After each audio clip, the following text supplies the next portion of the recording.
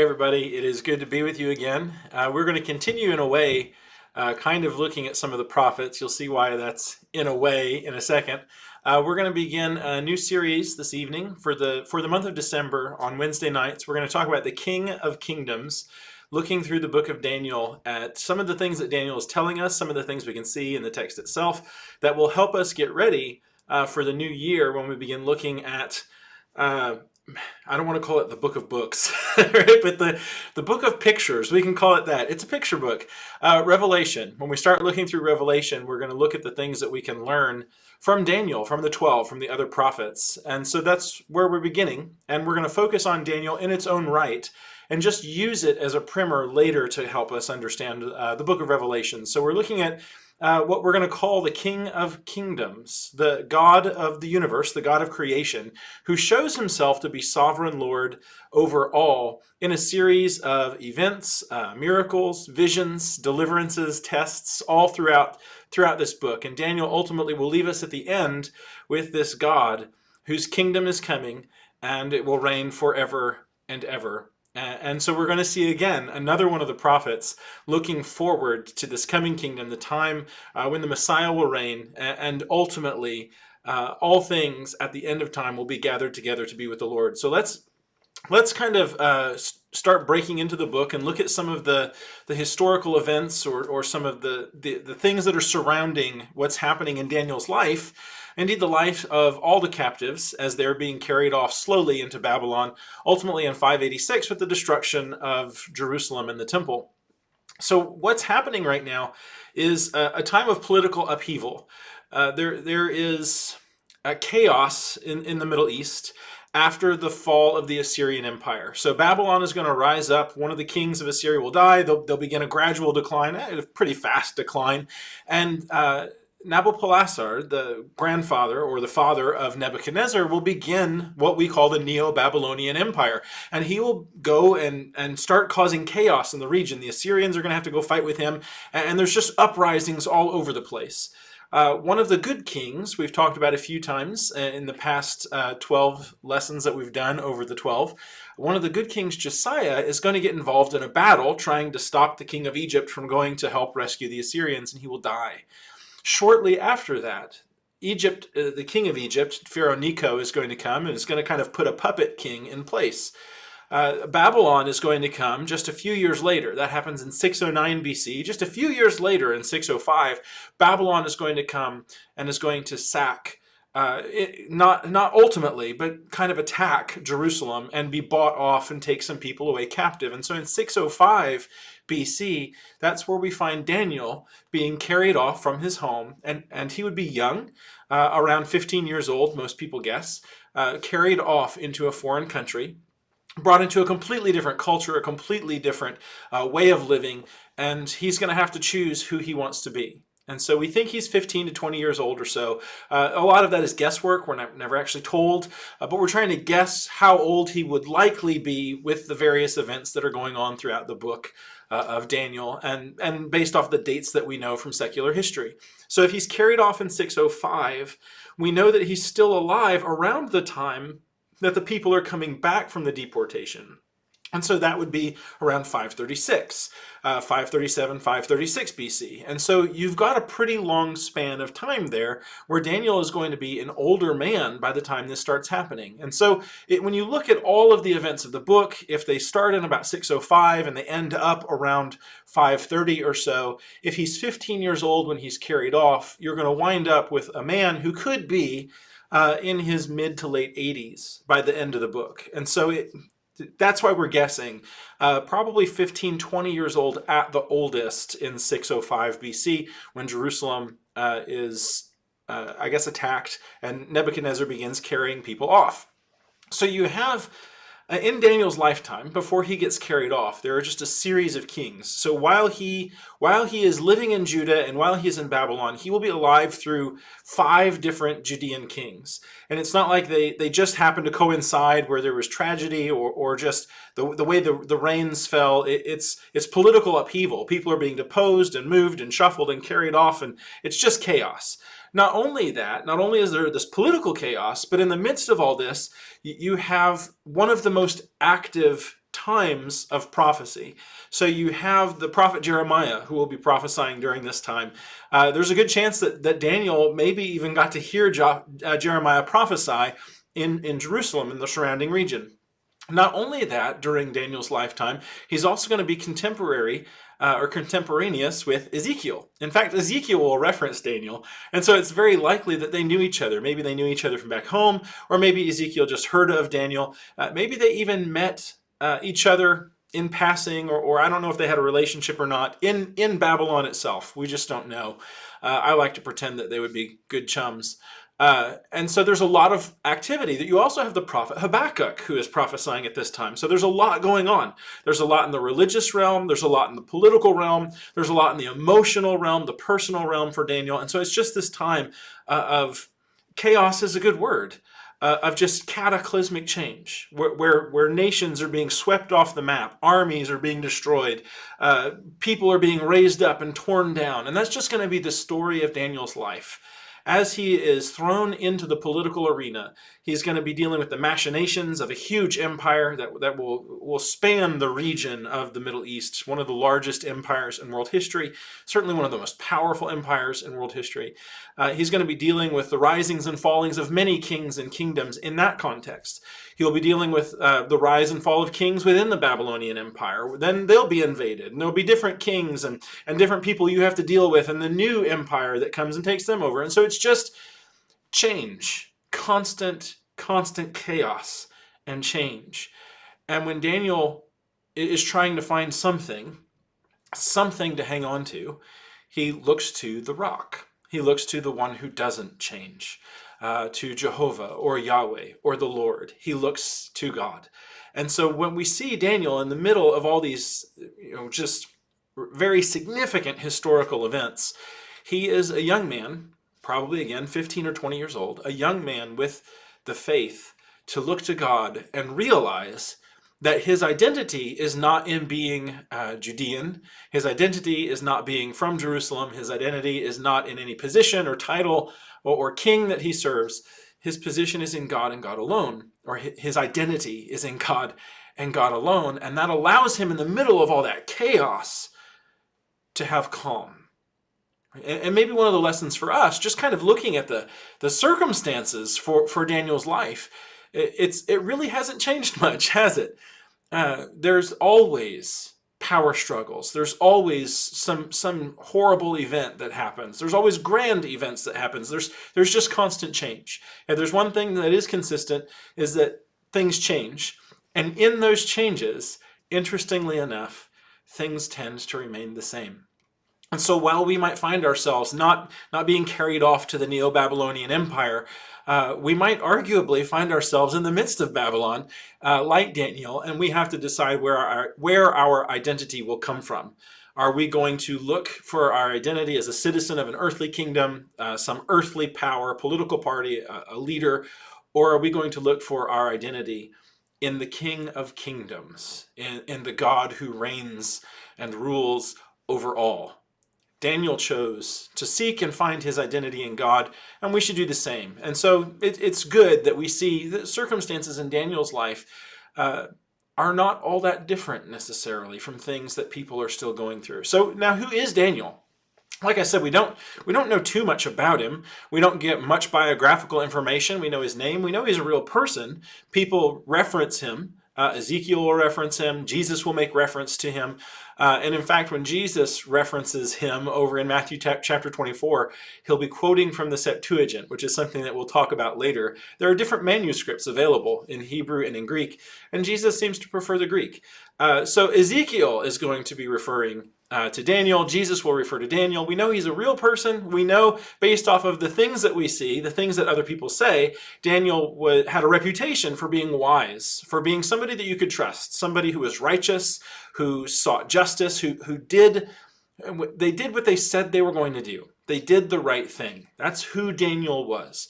As far as his station in Judean society, he was probably in the upper echelon. When you carried people off You brought either people who were politically connected, financially connected, socially connected, or just amazing at what they did. Now, him being young, 15, 20 years old, he's probably not well known as an artisan or a craftsman or a philosopher yet, but he might be socially connected, politically or financially connected. He's in the upper levels of Judean society somehow. And so he gets carried off with other people who are like him. And there'll be about 10,000 that are carried off. And you can see this, if you're interested, we can look real quick.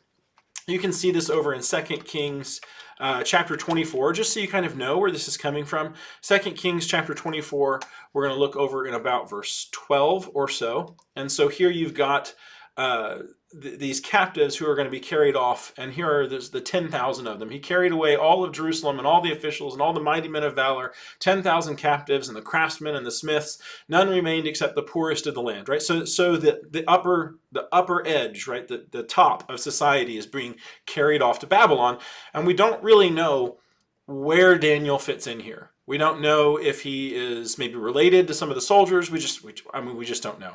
So we would have to guess, and we're just not going to. So he's carried off and brought to Babylon. Now, the religious setting, when we come back and we start thinking about the other things that are going on, the religious setting that Daniel is having to deal with is one of turmoil, right? We've already seen God is bringing judgment upon the people in Jerusalem. They are worshiping gods. They've been faithless to the covenant. The 12 have been reminding them, warning them. Jeremiah is warning them that Babylon is going to come and destroy the city, that the temple will be razed entirely and will be desolate for 70 years. You have all of these prophets warning that these things are going to happen, and Daniel is living in the middle of it. He's seeing the people not turn away from worshiping idols. He's seeing, we might call it syncretism, where there's all this blended worship that is happening, and he is seeing the results of that. And so when Daniel then is carried off into Babylon, as we'll see in chapter 1, he's going to have some choices to make. Is Daniel going to do the same things that the people in Jerusalem were doing? And if you think about it, if you live in Jerusalem and you've already kind of the culture has already given itself over into this syncretistic worship, where you're just blending different gods together, where you're merging politics and religion, and those things all just kind of run into one.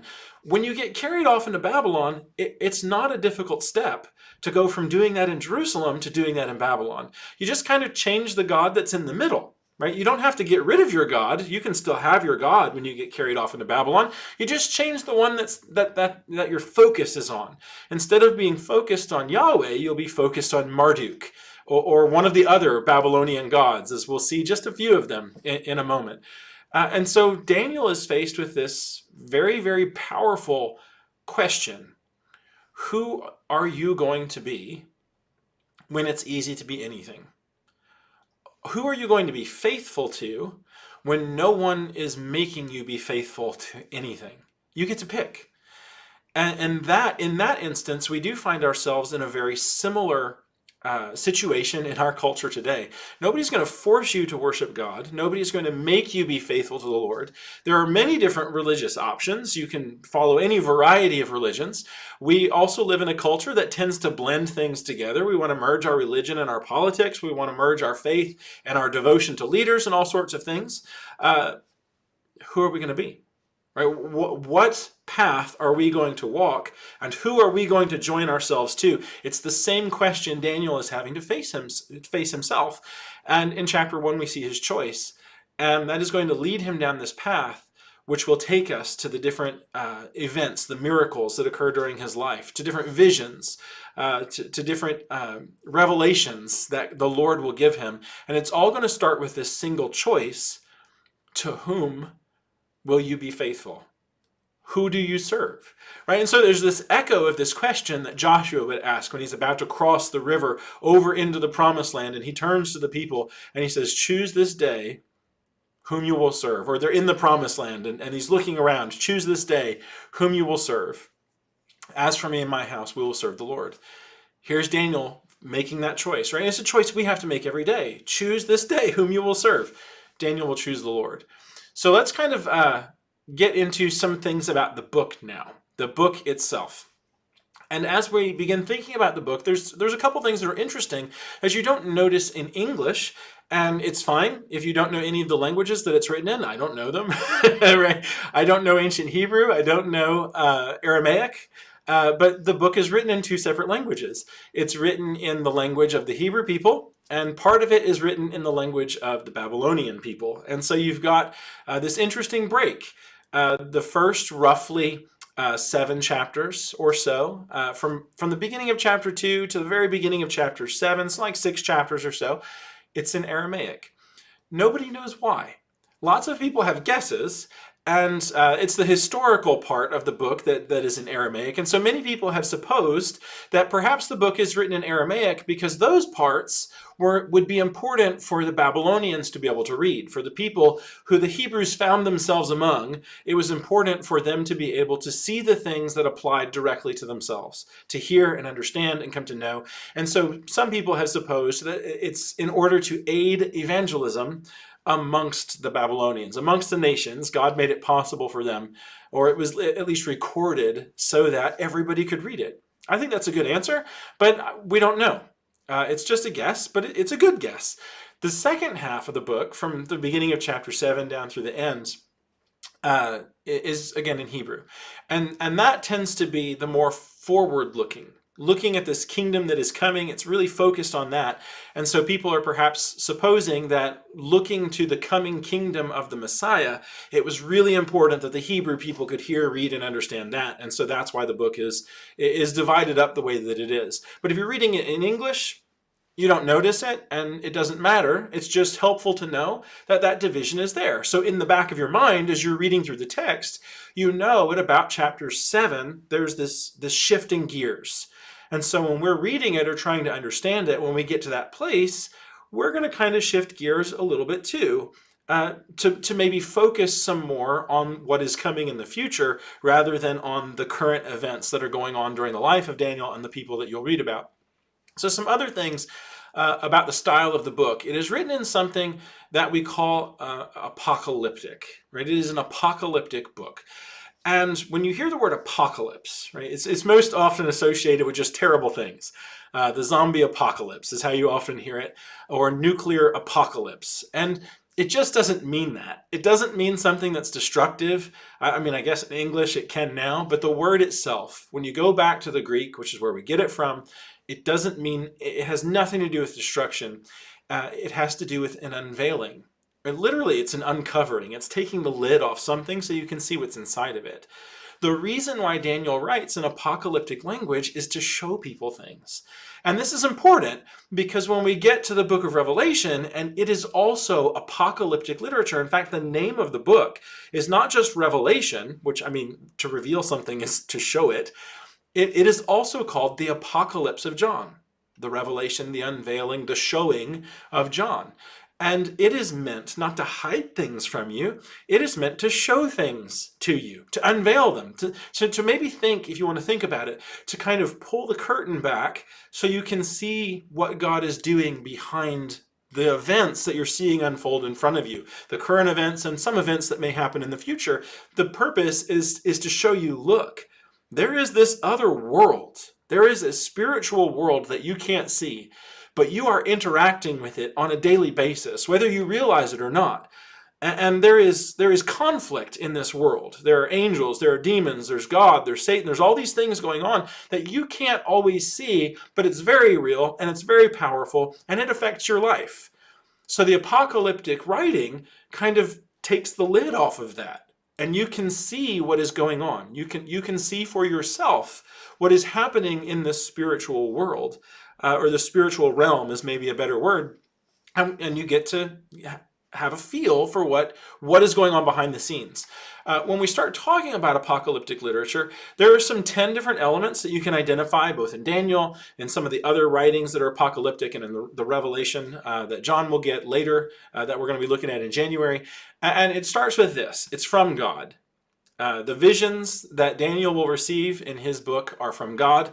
The visions that John will see in his revelation, they are from God. God is the source of the revelation. The second thing that you'll notice is there's a mediator.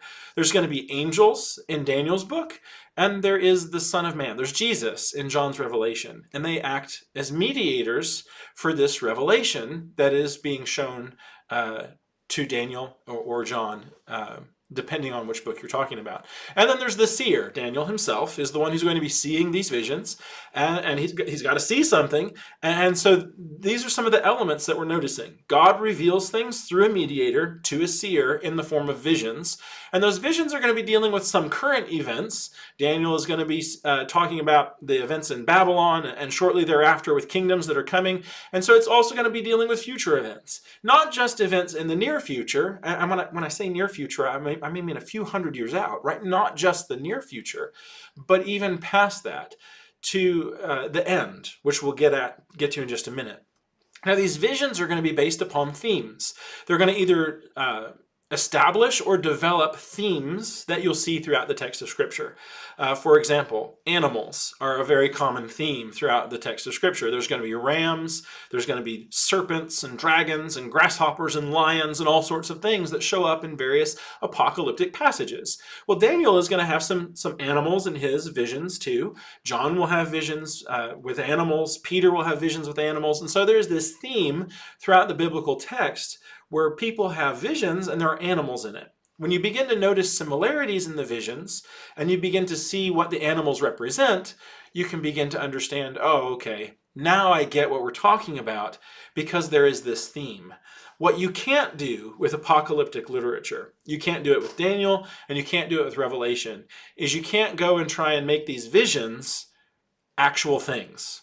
For example, John is going to have a vision about a crazy grasshopper that has a female face and a lion's mane and a stinger, a scorpion stinger and iron teeth. It's just not a real thing. Right? It is combining different elements from different themes, different pictures in the biblical literature and pulling them into this one thing and saying, look, it's all of this stuff now. There's going to be beasts that arise, goats with horns and serpents and dragons. There isn't a beast that is going to rise with a bunch of horns. It's just a picture. And so when you get to Daniel's book and he tells you these pictures, that's all they are. Right? They're images to teach you something, to show you something. And if all of a sudden they're talking about things that are actual, a real grasshopper that looks like that, it makes no sense at all. But if you take a step back and you go, okay, this is just a picture that means something, like we do with the movies that we make and the movies we watch today, the stories we tell, the pictures mean something. And so that's what we're seeing in this apocalyptic literature. These visions will come in the middle of tribulation. Here, we've talked about some of the chaos in Daniel's life. In the New Testament, in the book of Revelation, there's persecution arising from the Jews. There will be some sporadic persecution from the Romans that will gradually increase over time. And so there is tribulation amongst the people of God. And it is in the midst of that great upheaval, tribulation, that you get these apocalyptic images. And one of the things that they do is they're going to let you know that God is in charge. We'll get to that in just a minute. And so we've talked about some themes that might appear. There are also symbols that might show up, some numerology. Daniel is going to deal a lot with a time and times and half a time, or different numbers that are going to show up, 70 weeks, right? So there are going to be some significant numbers that show up in these different apocalyptic writings. And so when you get to a number, don't assume necessarily that it's a real number. When you get to Revelation and you have 144,000 who are going to be saved, don't assume that there's just 144,000 people, right? Because later in the book, there are myriads and myriads, an innumerable amount of people. So the numbers don't matter as actual numbers themselves, if that makes sense. They stand for something. The number 3 tends to be associated with God. The number 6 tends to be associated with imperfection. It's a day short of the full week. And so there's all of these different numbers and series of numbers that will show up. And we'll talk more about those when they actually show up in our text. The last thing, and this really is why I think you get apocalyptic literature in the middle of Great Tribulation, is because the message in apocalyptic literature is that God wins. Right, you're a young man, you're 15, you're 20 years old, you're going through your life, you've been ripped out of your home. You've seen people that you love ripped out of their homes, killed in conflict, killed in battle. You're being brought into a brand new country. You're being taught new languages, new culture, new everything. Wouldn't it be nice to know that there is something that is unshakable? There is something that will never fail, that will never falter, and that you are part of that. That you are part of this unshakable kingdom, that you are a servant of the God who will not be moved. Wouldn't that be comforting? And to Daniel and to the Hebrew people alive in his day, that was comforting. Their God is going to win. To Christians in the first century, to hear and to know that they were on the winning side, that is of great comfort. To us today, knowing that we haven't put our faith in stories, right, in myths, but we have put our faith in the prophetic word made sure. That is very comforting. In this year, 2020. I mean, just think of all the things that we have seen change. There's something that doesn't change, and that something is God. And so we too need the encouragement that we get from the apocalyptic writings. So one more thing before we move on to the actual text, the structure of the book itself, and this can kind of help us remember what's going on in the various chapters. The structure of the book accentuates deliverance, God delivering his people through various angels. Right? So in the beginning in chapter 2, we're going to see kingdoms that are talked about with the statue that comes. In chapter 7, we're going to see some more kingdoms. Then in chapter 3 and chapter 6, there's tribulation that comes at the hand of the Gentiles. And in chapter 4 and chapter 5, there is deliverance. God delivers his people through angels, through these mediaries. And so you get kind of this chiastic structure that we saw in some of the other prophets, with the emphasis being on the deliverance that God gives to his people. Now, the interesting thing is, you get this, after you get introduced to Daniel in chapter 1, you get this structure. Then you're going to see the same structure show up with, again, chapter 7 being about kingdoms, and chapter 12 is ultimately going to be about God's kingdom, this unshakable, immovable kingdom that will cover the face of the earth. There's also tribulation, and there are angels who deliver. And so you get the book divided into these two sections that starts and ends with kingdoms. There's tribulation and God delivers. And so the message ultimately of Daniel, when you look at the structure of the book, is that God's people are going to find themselves in the midst of kingdoms throughout the earth. Those kingdoms are under the power of the evil one. The whole world, the Apostle John will say, the whole world lies in the power of the evil one. Satan is the ruler of this world, the Apostle Paul will say. However, in the middle of the tribulation, all the trouble that comes from the kingdoms of the world, the Lord will deliver his people. And ultimately, at the end, he delivers them into his very own kingdom, which is an everlasting kingdom, and it will never be shaken, and it will never be undone. That's where Daniel's going. And when we get to the chapter 12, that's what we're going to see. So that's what we have to look forward to over the next 4 weeks after this, as we're going through the different lessons. And so let's kind of dive into the text now and just look in chapter 1 of Daniel at names. My children often comment about how hard it must be for people from other countries who didn't grow up speaking English to learn English. And I can sympathize with that. Right? When I try to learn other languages, I love how set things are. There are rules, and almost all the time you follow the rules, things, verb endings. It's just great. In English, it's crazy. One of the reasons why English is crazy is because we have kind of had the language change over time. And the reason why we're talking about this is because words matter. Words matter. In 1066, the reason why English is so crazy is because in 1066, William the Conqueror comes over from Normandy and he fights in the Battle of Hastings and he wins. Well, he speaks French, and when he comes over to England, he wants to take over the way that people think. And so he forces people to speak French. The nobility will start speaking French, and now you wind up with 2, 3, 4 words for some of the same things. Have you ever wondered why we have both pork and swine?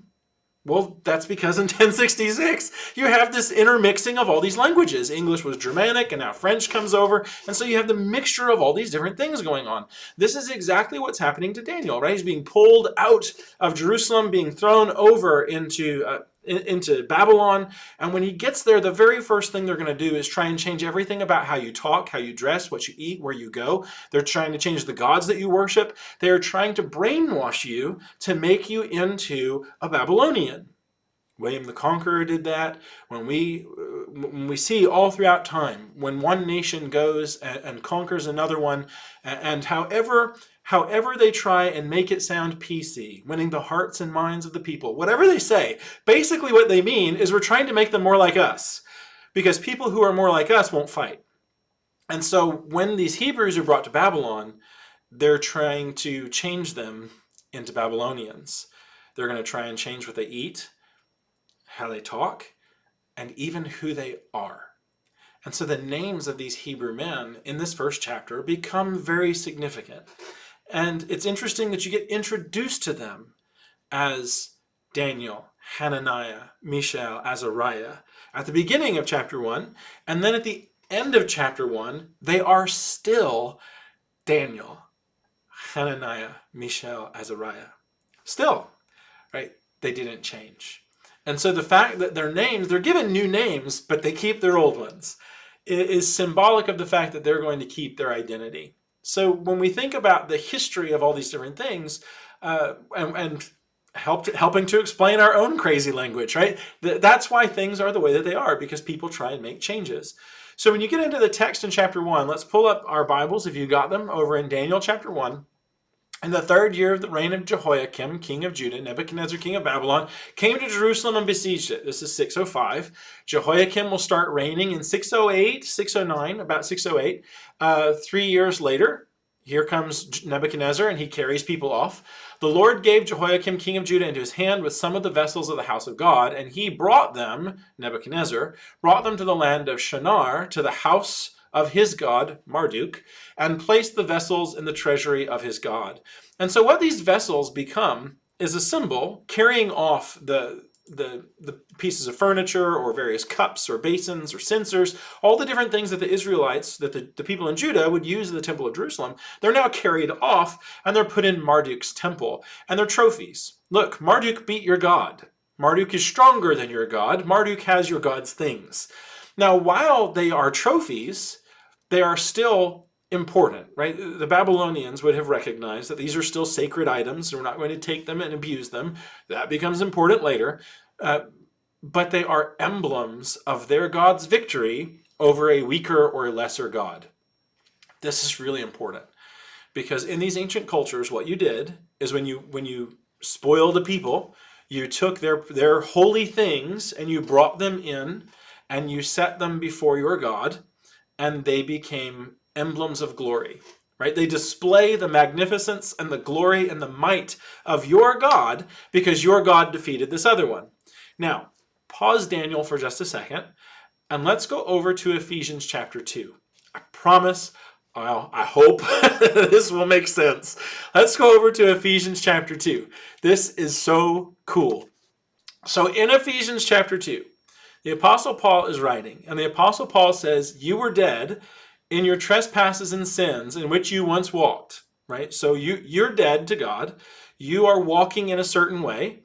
You are following the course of this world, following the prince of the power of the air, the ruler of this world, the spirit that is now at work in the sons of disobedience, among whom we all once lived in the passions of our flesh, carrying out the desires of the body and the mind, and we were by nature children of wrath like the rest of mankind. So basically what he's saying is you were part of this other kingdom. But God, being rich in mercy, because of the great love with which he loved us, even when we were dead in our trespasses, made us alive together with Christ. By grace you have been saved, and raised us up with him, and seated us with him in the heavenly places in Christ Jesus.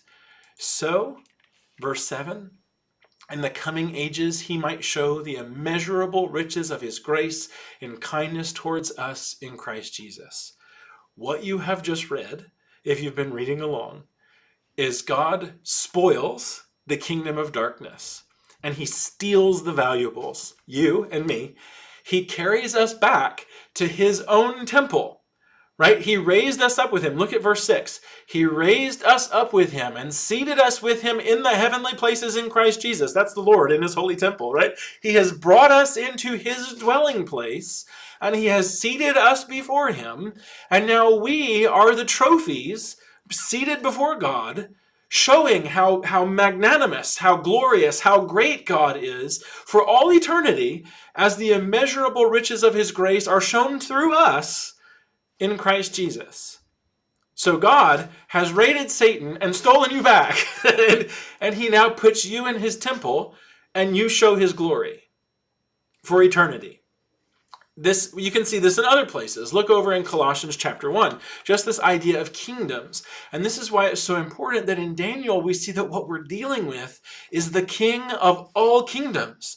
God has sacked all of them. He has raided all of them. He has carried off all the valuables from all the kingdoms, right? Here he has delivered us from the domain of darkness, and he has transferred us to the kingdom of his beloved Son, in whom we have redemption, the forgiveness of sins. You've been moved. God went and he raided Satan's kingdom. He took you out, and now you are a trophy, right? The glory of God is shown in you in Christ Jesus. That is so amazing. And we can see that, right? This is a theme that is again and again throughout the text of scriptures. And here we see just the beginning of Daniel chapter 1. That's what they did, right? They stole things that were valuable, and they came and they put them in the house of their own God. And so God is actually judging Judah. It is not that Marduk is stronger than him. It's not that the Babylonians are so great, but God is judging his people for their sins. And so even in judgment, what you're seeing is that God is superior. God is the one who directs the Babylonians, not Marduk. God is the one who will redeem the people of Judah later, not Marduk. And so the Babylonian gods are nothing. God is everything. Whether God is coming in judgment or God is coming in deliverance, God is everything. And that is important, that we see that here, this conflict at the beginning, where the Babylonians are trying to overpower God, so to speak, to show how their own gods are better and superior and bigger and greater. And we are shown that no, that's actually not the case. And we're going to see that in chapter 1. So what we've got is God coming in judgment on Judah. And we're going to see that God is superior. How is God superior? Well, a variety of ways. So as we think about our text again, God being superior, we're going to look at the first couple of verses 3 through 5, and we're going to look at how God is superior in value, at least as far as Daniel is concerned. So in verse 3, the king is going to command Ashpenaz, his chief eunuch, to bring some of the people of Israel, both the royal family and the nobility, youths without blemish. So that's why we think he's young, 15, 20 years old. Without blemish, of good appearance, skillful, with all wisdom, endowed with knowledge, understanding, learning, and competent to understand the king's palace, to stand in the king's palace, and to teach them all about the Babylonian way of life, right? To teach them the language of the Chaldeans. And they're going to get a portion of daily food that the king will eat, and the wine that the king will drink. And they're to be educated for 3 years, and at the end of that time, they were to stand before the king. So this is what's going on. And we talked earlier about how you brainwash people. When you conquer them, you want them to become like you, so that they will put their value in the things that you put value in. That they will actually find their identity in you. You want these Hebrews to stop being Hebrews and to start being Babylonians. Right? That's what they want. They want them to assimilate into their culture. They want them to forget who they were and become Babylonians. This is why, in chapter 1, and the book, really, language, customs, food are so important, because that's who these young men were.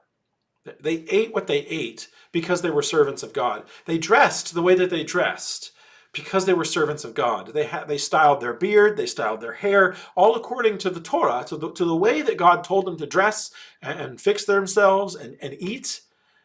And when they come into Babylon, they have to choose which identity are they going to follow. At least as much as they're able to choose. You don't always get to choose in the ancient world. And so these young men who are coming, again, we don't know exactly how old they are, 15, 20 years old as a guess. When Ezekiel is carried off, Ezekiel is probably 25 or 30, and he's not chosen to be in the house of the king. So you're dealing with younger people because they're more impressionable. And there's a couple lessons here. First, we should be teaching young people. We should be training them and showing them who they ought to be. And second, We need to be guarding them because they are impressionable, and it's very easy for the world to leave its mark instead of God. And that's the battle you're seeing. Who gets the hearts and minds of Daniel, Hananiah, Azariah, and Mishael? Who will they serve? Who will they follow? By whom will they be named? Will they be called? So then we've got these values, right? God is superior in these values, in these different things that we've seen. Now let's look at greatness. Verses 6 through 7. Among these were Daniel, Hananiah, Mishael, and Azariah of the tribe of Judah. And the chief of the eunuchs gave them these names.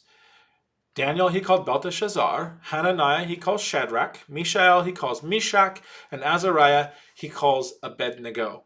Here's their names: Belteshazzar, Shadrach, Meshach, and Abednego. Interestingly enough, those Babylonian names tend to be the ones by which they are called. Instead of Daniel, Hananiah, Mishael, and Azariah, we call them Shadrach, Meshach, and Abednego. The text calls them both, so don't beat yourself up if you tend to call them by their Babylonian names. We just have to realize that the names are significant here.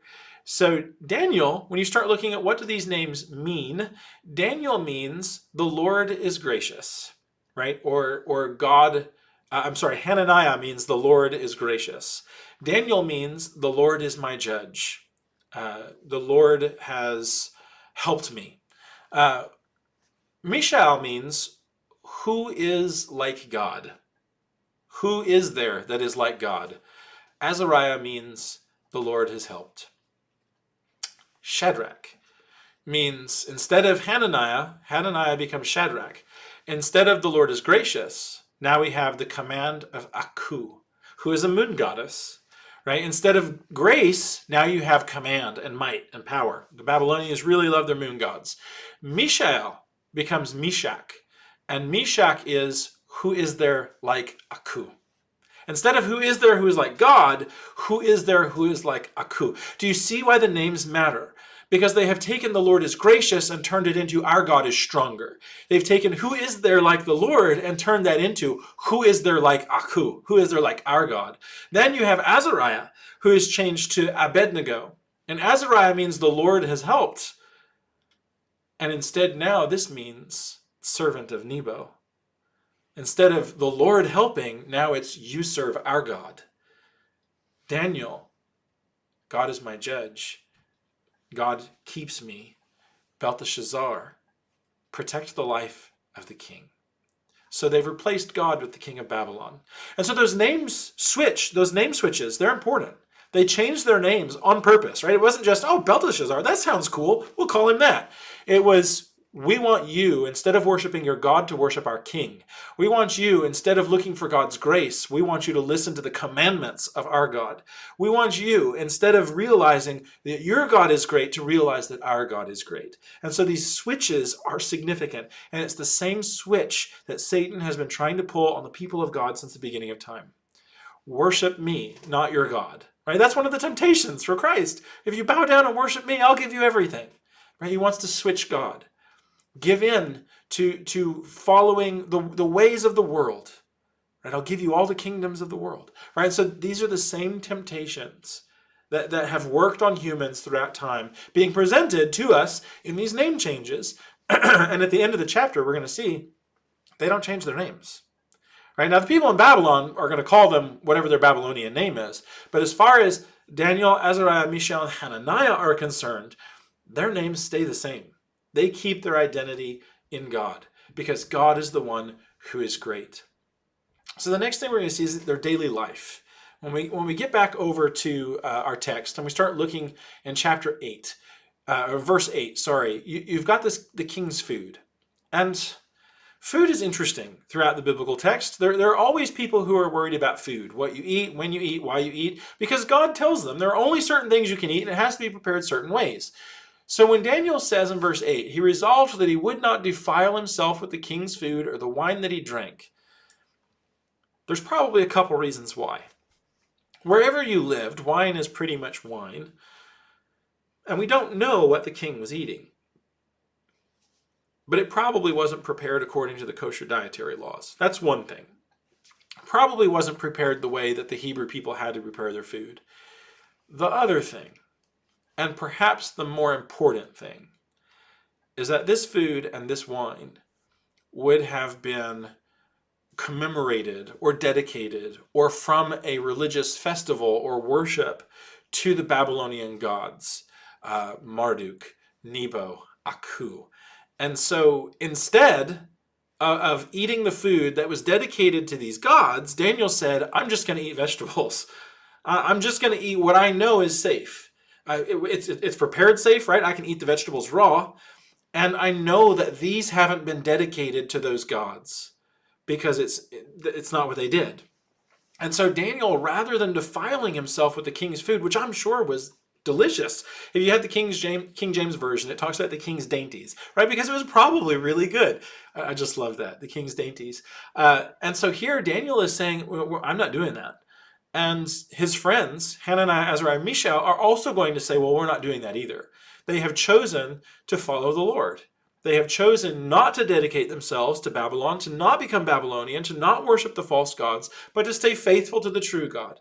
And there's this really neat story of the test where they're going to go and talk to the chief eunuch, and he's going to say, well, I'll die right here. If I don't listen to what the king says and you're not healthy, then I'll die. And here's something really cool. As far as we know, there is nothing in the king's food that isn't healthy. It's not like they were only eating fried chicken and donuts, right? We don't know what it is that the king's food was eating, but it's what he fed his closest people, his advisors, his wise men. They were given this good food. Chances are it was really good and it was really healthy. It was just dedicated to gods and maybe not prepared the right way. It should have made Daniel healthy. It should have made the other people healthy.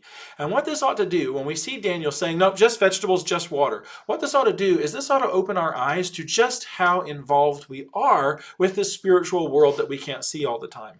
Have you ever thought about what you're doing when you're eating? That you are taking into your body pieces of the creation. You are powering this body that God has formed and designed. You are powering it with pieces of the creation. So God has made things, and you can't control it. You can't make corn grow. It just does. And you eat it. You are being powered by the things that God has put in place, that God has created, that God has provided. You are entirely dependent upon your health to God. And here God just chooses. Right? There's no textual reason why the king's food should not have made the people who ate it healthier, other than we see God choosing. Right? Let our appearance be observed and deal with us according to what you see. Daniel wasn't saying, oh, I know that my food is healthier. Daniel is saying that I know that my God will provide. And so he is trusting. He is keeping himself holy. He is setting himself apart to the service of God, trusting that God is going to work out the details. God is going to make things work out so that I can serve him faithfully wherever I am, whoever I am, wherever I am living. And God does that. At the end of 10 days, it was seen that they were better in appearance and fatter in flesh than all the youths who ate the king's food. I don't know about you, but have you ever dieted for 10 days? How much weight did you lose? It doesn't work like that, right? If it does, let me know your diet, right? That's just not how it works. And so what you see is God here interceding on behalf of his people and causing them to be healthier. We sometimes lose sight of how involved God is in our life, of how active the spiritual realms are, and how important it is to be completely and totally and absolutely dependent upon God in everything. The minute we decide that we're going to do things our way, we're living in Babylon, right? Or we have become Babylonian. Daniel, Hananiah, Azariah, Mishael, they're in Babylon, but they're not Babylonian. And this is the difficulty that we as the Lord's people see ourselves in today. I love the country that we live in. But when you step back and take a look at it, it's Babylon. Right? Not because it's terrible or awful or wicked or anything like that. It's just a kingdom of the world. That's what they all are. They're all, in a sense, Babylon. And we find ourselves, the Lord's people, dwelling in the midst of them, and we have to choose who we're going to be.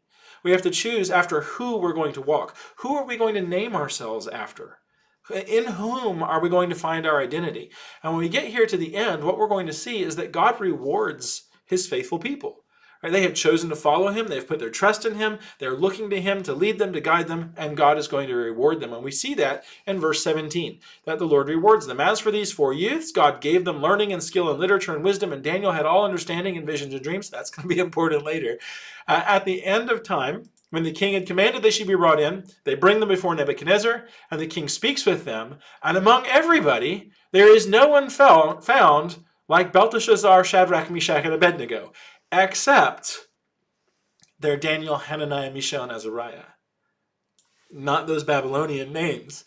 And so what you see is these people come in, and they stand before the king, victorious through their faith. They went through the Babylonian ringer, and they came out Hebrew. Right? They went into Babylon faithful to the Lord. And no matter what anybody else did, no matter how many of the other people left and became just like the Babylonians, these 4, they stayed faithful. Why 4? We can talk about that number later. We're going to have lots of time to talk about numbers.